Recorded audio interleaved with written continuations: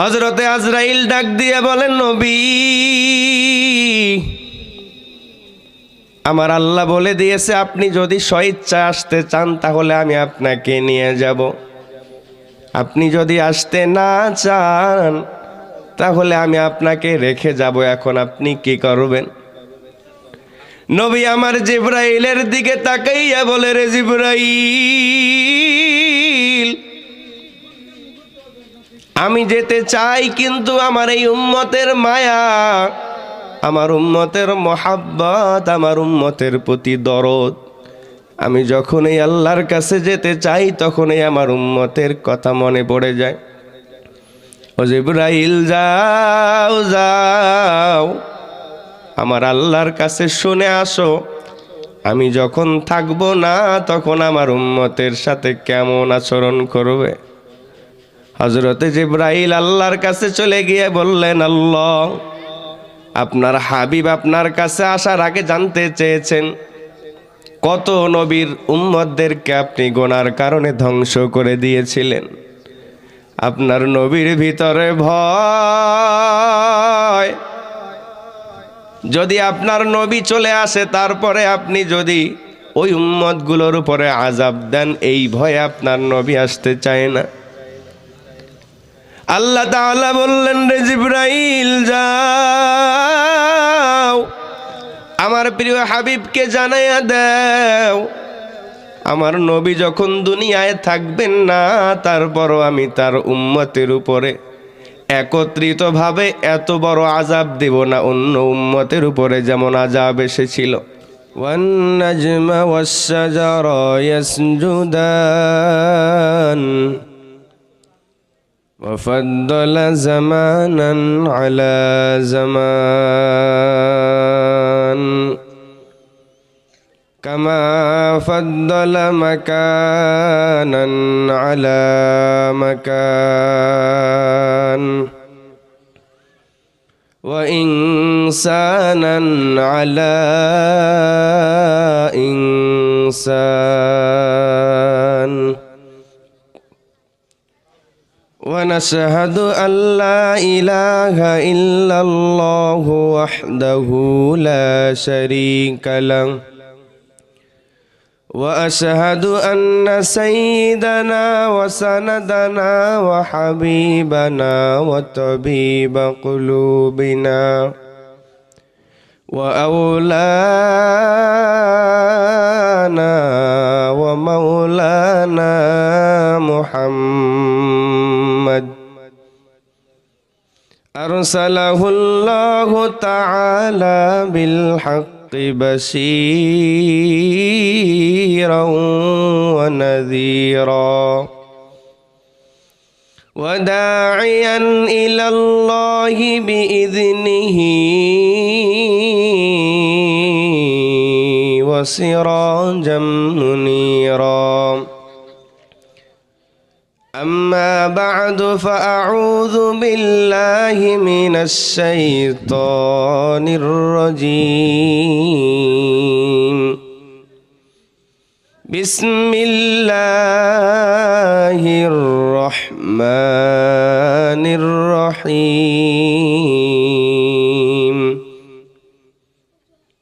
سبحانك لا علم لنا إلا ما علمتنا إنك أنت العليم الحكيم.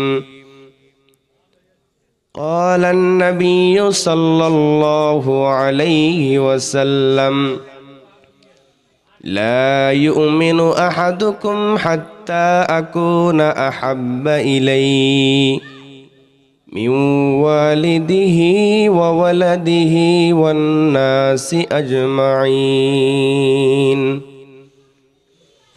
رب زدني علما، رب اشرح لي صدري ويسر لي أمري واحلل عقدة من لساني يفقه قولي. صدق الله العظيم وصدق رسوله النبي الكريم. ونحن على ذلك لمن الشاهدين والشاكرين والذاكرين والحمد لله رب العالمين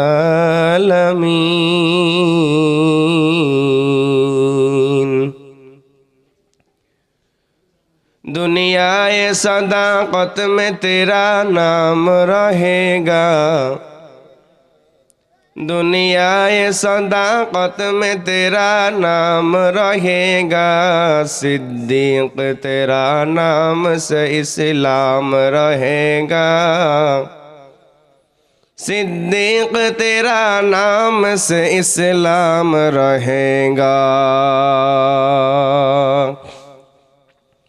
दुनियाए अदालत में तेरा नाम रहेगा दुनियाए अदालत में तेरा नाम रहेगा फारूक तेरा नाम से इस्लाम रहेगा फारूक तेरा नाम से इस्लाम रहेगा दुनियाए सखावत में तेरा नाम रहेगा दुनियाए सखावत में तेरा नाम रहेगा उस्मान तेरा नाम से इस्लाम रहेगा उस्मान तेरा नाम से इस्लाम रहेगा मैं दूर हो मजबूर हो ऐ सैयद आलम मैं दूर हो मजबूर हो ऐ सैयद आलम दीदार दिखाते नहीं आवाज सुना दो दीदार दिखाते नहीं आवाज सुना दो ला इलाहा इल्लल्लाह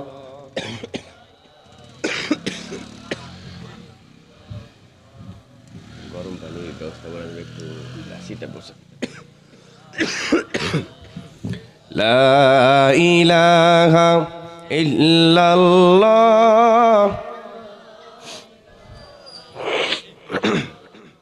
ভাই ওইটার এইটার একটু সাউন্ডটা বাড়াই দেন এইটার ওইটা লা ইলাহা ইল্লাল্লাহ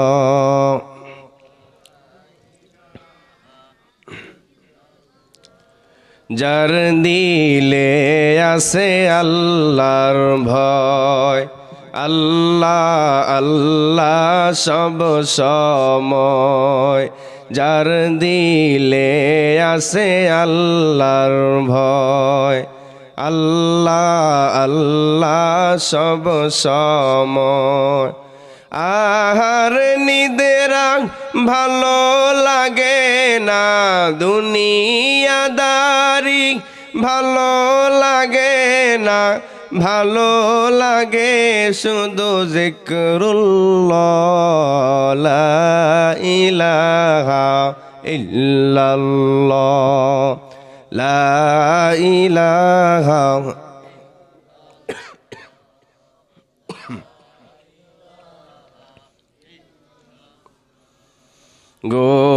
গুনাহগারের গোনা ঝরে জিকিরে তোমার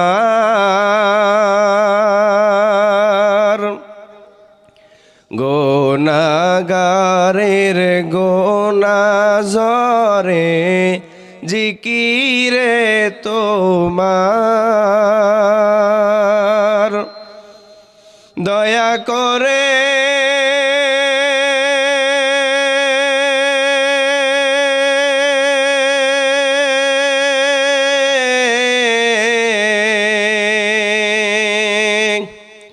দয়া করে করো ক্ষমা বান্দা গুনাহগার ইলাহি রহিম রহমান। দিন দুনিয়ার মালিক আল্লাহ বড়ই মেহেরবান।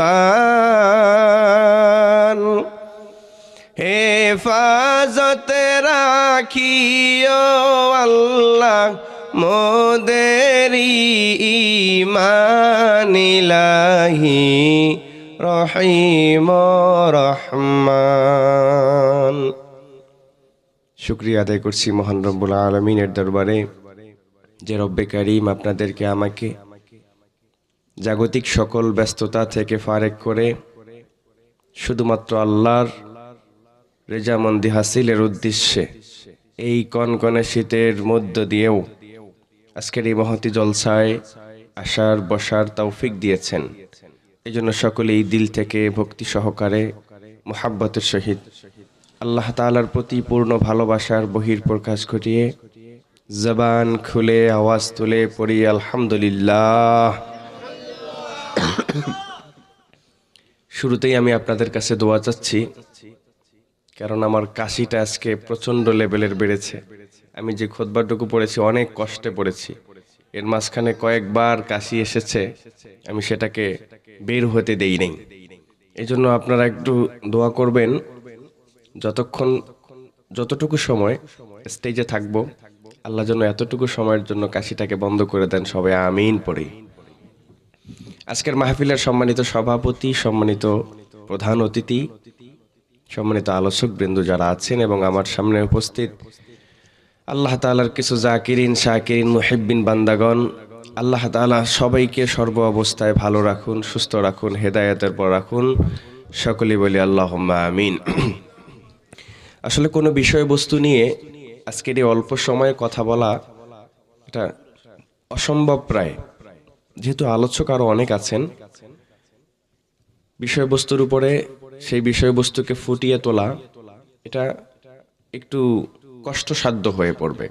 এজন্য আমি একেবারেই সহজভাবে অল্প কিছু কথা আপনাদের সামনে বলার নিয়ত করেছি। আল্লাহ তাআলা আমার জবান থেকে এমন কিছু কথা বের করে দেন যে কথার দ্বারা আমি এবং আপনারা সকলে উপকৃত হতে পারি। আরেকবার বলি আল্লাহুম্মা আমিন।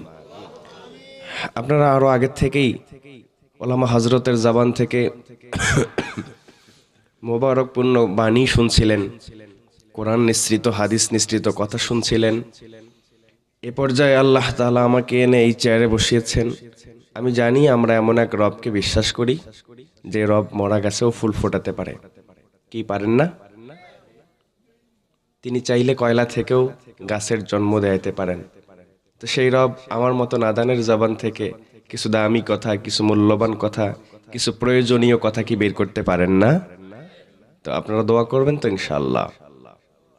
আমি একটি হাদিস পড়েছিলাম, লা ইউমিনু আহাদুকুম হাত্তা আকুনা হাব্বা ইলাইহি মিন ওয়ালিদিহি ওয়া ওয়ালাদিহি ওয়ান নাসি আজমাইন। নবীজির মোহাব্বত, নবীজির ভালোবাসা, নবীজির প্রেম সম্পর্কে কোনো মানুষ ততক্ষণ পর্যন্ত আল্লাহ পর্যন্ত পৌঁছতে পারবে না যতক্ষণ সে নবীকে মোহাব্বত না করবে, নবীর জিন্দিগিটাকে আঁকড়িয়ে না ধরবে, নবীর জীবনীটাকে ফলো নিজের জীবনের সাথে না করবে। সহজ কথা হলো নবীকে মাইনাস করে আল্লাহ পর্যন্ত পৌঁছানো কোনোভাবেই সম্ভব না। এখন নবীকে কেন মোহাব্বত করব? কারণ এই নবী আপনাকে আমাকে না দেখেই আপনার আমার প্রেমে পড়েছিলেন, মোহাব্বত করেছিলেন। সুবহানাল্লাহ। নবীকে আপনাকে আমাকে দেখেছেন? দেখেন নাই। তারপর কি পরিমাণে কান্না করেছেন এই উম্মতগুলোর জন্য। হাদিস মন্থন করলে দেখা যায় পৃথিবীর ইতিহাসে কোনো নবী কোনো উম্মতের জন্য এত কান্না করেন নাই, কোনো নবী কোনো উম্মতের জন্য এত ছটফট করেন নাই, কোন নবী কোন উম্মতের জন্য এত চোখের পানি ঝরান নাই, আল্লাহর কাছে ফরিয়াদ করেন নাই।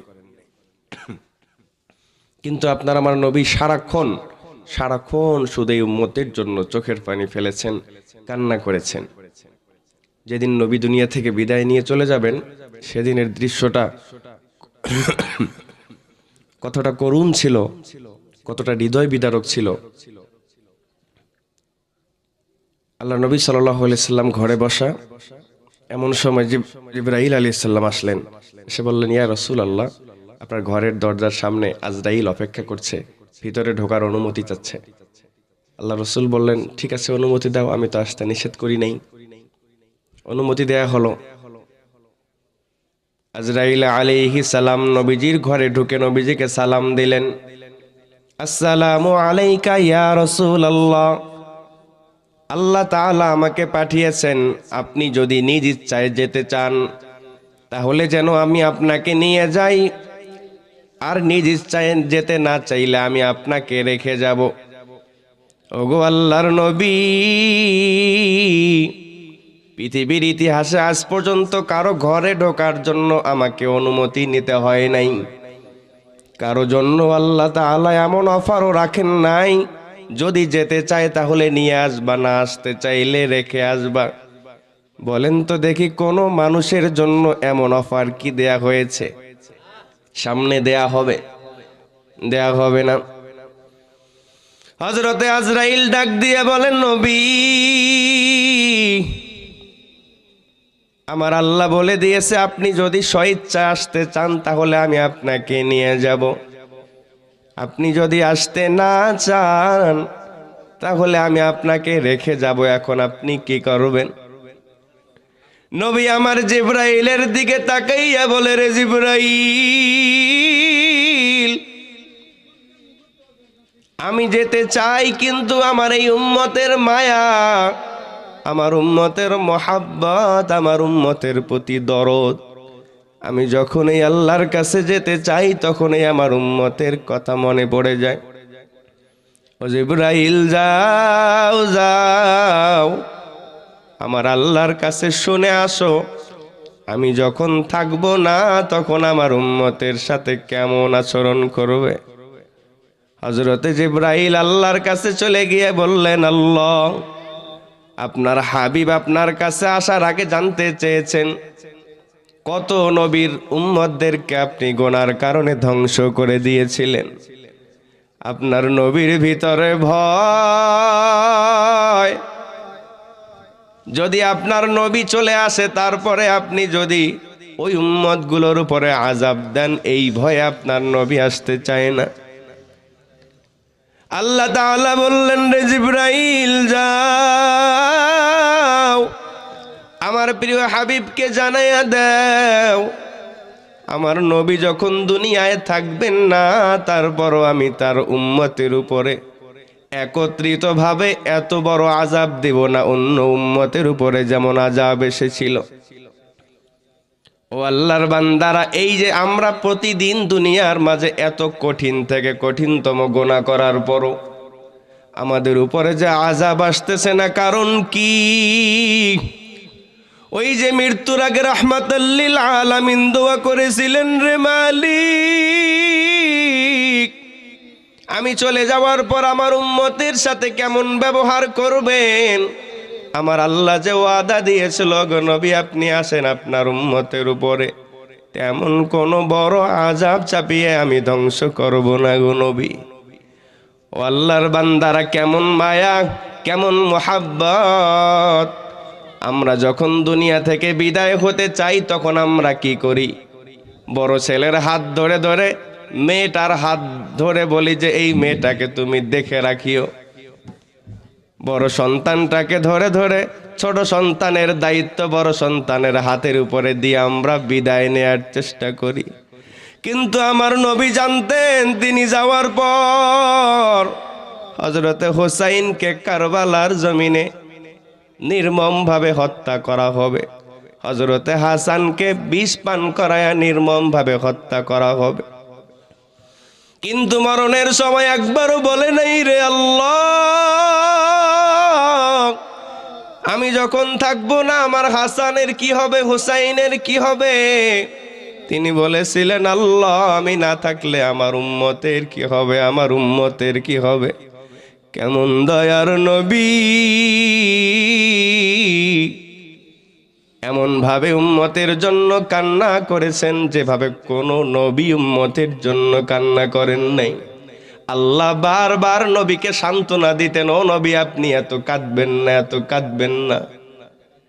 কেমন মায়ার নবী, কিন্তু আমরা আজকে কপাল বরাবর আফসোস, ওই নবী সম্পর্কে কিছুই জানি না। যদি বলা হয় নবীর বংশ পরম্পরার 5 জনের নাম বলেন, তো বলতে পারি না। নবীর 10টা সাহাবীর নাম বলতে পারি না। সারা জীবনে কত কিছু শিখলাম, কত কিছু পড়লাম, নবীর একটা জীবনী প্রথম থেকে শেষ পর্যন্ত পড়ে শেষ করতে পারি নাই। ওই কিয়ামতের ময়দানে যখন নবী হাউজে কাউসার নিয়ে দাঁড়াইয়া ডাক দিবে, রে উম্মতেরা, আপনি একটু চিন্তা করেন কোন চেহারা নিয়ে সেদিন নবীর সামনে গিয়ে দাঁড়াবেন। আমার মাথার চুলের কাটিং নবীর মতো না, আমার জীবন চলার যেই স্টাইল, যেই গতি, এটাও নবীর মতো না। আমার সাংসারিক জীবন, রাজনৈতিক জীবন, পারিবারিক জীবন সহ কোনো কিছুই নবীর সাথে মেলে না। অথচ সার্টিফিকেট লাগাইয়া দিলাম আমি মুহাম্মাদের উম্মত। এই সার্টিফিকেটে কিয়ামতের ময়দানে কাজ হবে না আল্লাহর বান্দারা। আল্লাহর নবী বলেন, লা ইউমিনু আহাদুকুম হাত্তা আকুনা আহাব্বা ইলাই মিন ওয়ালিদিহি ওয়া ওয়ালাদিহি ওয়ান নাসি আজমাইন। যতক্ষণ পর্যন্ত নবীকে নিজের সব কিছুর চাইতে, এমনকি নিজের চাইতেও বেশি মহাব্বত না করবা, ততক্ষণ পর্যন্ত কামেল মুমিন হওয়া যাবে না। এই জন্য সাহাবায়ে কেরাম নিজের বাবার চাইতেও নবীকে বেশি ভালোবাসতেন, নিজের সন্তানের চাইতেও নবীকে বেশি ভালোবাসতেন, নিজের সম্পদের চাইতেও নবীকে বেশি ভালোবাসতেন, নিজের সব কিছু, এমনকি নিজের জীবনটার চাইতেও নবীকে বেশি ভালোবাসতেন। হযরতে হানজালার ঘটনা সবার জানা আছে। হযরতে হানজালা নবীর প্রেমে পাগল হয়ে কিভাবে নিজের বাসর ঘর রেখে, নতুন বধূ রেখে রেখে যুদ্ধের ময়দানে গিয়ে নিজের জীবনটা বিলাইয়া দিয়েছিল। নবীর সাহাবারা বাবার চাইতেও নবীকে বেশি ভালোবাসতেন। হাদিসের দলিল পাওয়া যায়, একজন নবীর ছোট্ট সাহাবী, নাম ছিল তলহা। এই তলহা এত ছোট সাহাবী, নবীজি মদিনায় হিজরত করে আসার পর ওই ছোট্ট বাচ্চা নবীজির কাছে গিয়ে গিয়ে বলে, ও নবী আমার, আমি আমার সব কিছুর চাইতে আপনাকে বেশি ভালোবাসি। আল্লাহর নবী আশ্চর্যান্বিত হয়ে গেলেন। ছোট্ট বাচ্চা, এই বাচ্চাটা বলে আমাকে নাকি তার সব কিছুর চাইতে বেশি ভালোবাসে। নবীজি বললেন, রে আবু তালহা, তুমি যে আমাকে সব কিছুর চাইতে বেশি ভালোবাসো, এটার প্রমাণ কি? নবী আমার বলেন, ও আবু তালহা, আমাকে পরীক্ষা দিতে হবে। আবু তালহা বলে, আপনি যে কোনো পরীক্ষা নেবেন, আমি পরীক্ষা দেওয়ার জন্য প্রস্তুত। আল্লাহর নবী বলে, রে আবু তালহা, তাহলে যাও, ওই যে তরবারি রাখা